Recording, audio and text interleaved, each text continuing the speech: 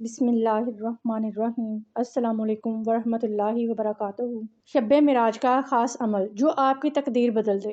آج شب معراج ہے تو آج ہم بات کریں گے شب معراج کون کون سی عبادات کرنی چاہیے جس سے اللہ تعالیٰ ہمارے گناہوں کو بخش دے۔ اللہ تعالیٰ سے دل سے دعا ہے کہ آج کی رات ہم اللہ تعالیٰ کو منا لیں، آج کی رات ہم اپنے آپ کو بخشوا لیں۔ اس کے علاوہ ہم بات کریں گے شب معراج پہ 7 آسمانوں پر نبی کریم صلی اللہ علیہ وآلہ وسلم نے کس کس سے ملاقات کی۔ نبی پاک نے پہلے آسمان پر حضرت آدم علیہ السلام سے ملاقات کی، دوسرے آسمان پر حضرت یحییٰ علیہ السلام اور حضرت عیسیٰ علیہ السلام سے، تیسرے آسمان پر حضرت محمد صلی اللہ علیہ وآلہ وسلم کی ملاقات حضرت یوسف علیہ السلام سے ہوئی، چوتھے آسمان پر حضرت ادریس علیہ السلام سے ملاقات ہوئی، پانچویں آسمان پر حضرت ہارون علیہ السلام یعنی حضرت موسیٰ کے بھائی سے ملاقات ہوئی، چھٹے آسمان پر آپ کی ملاقات حضرت موسیٰ علیہ السلام سے ہوئی اور ساتویں آسمان پر آپ کی ملاقات حضرت ابراہیم سے ہوئی۔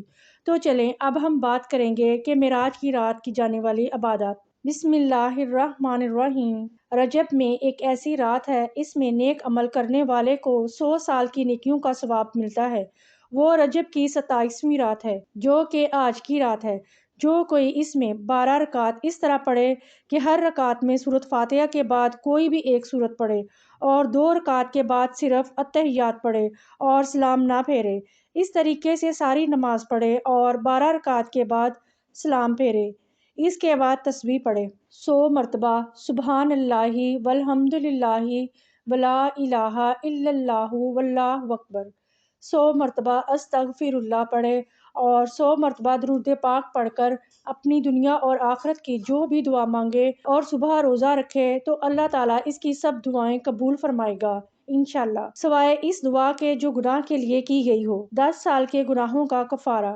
ہمارے پیارے نبی صلی اللہ علیہ وآلہ وسلم کا فرمان ہے، رجب کو مجھے نبوت عطا ہوئی، جو اس دن کا روزہ رکھے اور افطار کے وقت دعا کرے تو اس کے 10 سال کے گناہوں کا کفارہ ہے۔ معراج کی رات وہ عظیم الشان رات ہے جب نبی کریم صلی اللہ علیہ وآلہ وسلم عرش پر گئے تھے اور اللہ تعالیٰ سے ملاقات فرمائی تھی، یعنی وہ رات جب اللہ تعالیٰ نے امت محمدی صلی اللہ علیہ وآلہ وسلم کو 50 نمازوں کا تحفہ دیا تھا، جسے حضور صلی اللہ علیہ وآلہ وسلم نے اپنی امت کی آسانی کے لیے 50 سے 5 کروائیں، لیکن قربان اپنے رب کی کریمی پر وہ 5 پر بھی 50 کا ثواب دیتا ہے۔ جو بندہ اس نیت سے نماز پڑھے گا کہ مجھے 50 نمازوں کا ثواب ملے گا تو انشاءاللہ اسے اتنا ہی ثواب ملے گا۔ یہی وہ رات ہے جس میں اللہ تعالیٰ نے حضور صلی اللہ علیہ وآلہ وسلم کو دوسرے تحفے سے نوازا، سورۃ البقرہ کی آخری 2 آیات یعنی آیت نمبر 285 اور 286۔ یہ قرآن کریم کی سب سے پاورفل آیت ہے۔ آپ خود سوچیں کہ اس کی کتنی برکات ہوگی کہ یہ خود اللہ تعالیٰ نے اپنے محبوب کو تحفے کے طور پر عطا کی، ورنہ پورا قرآن ایک آیت کے طور پر نازل ہوا۔ ہر نماز کے بعد ان آیات مبارکہ کو پڑھ کر دعا کیجیے، انشاءاللہ آپ کی دعائیں ضرور قبول ہوں گی۔ ان 2 آیات کی آپ ضرور تلاوت کیا کریں، اس کے بعد اللہ تعالیٰ سے دعا مانگیں۔ اس کے علاوہ اس رات قضا نمازیں بھی ادا کریں اور صلاۃ التسبیح پڑھیں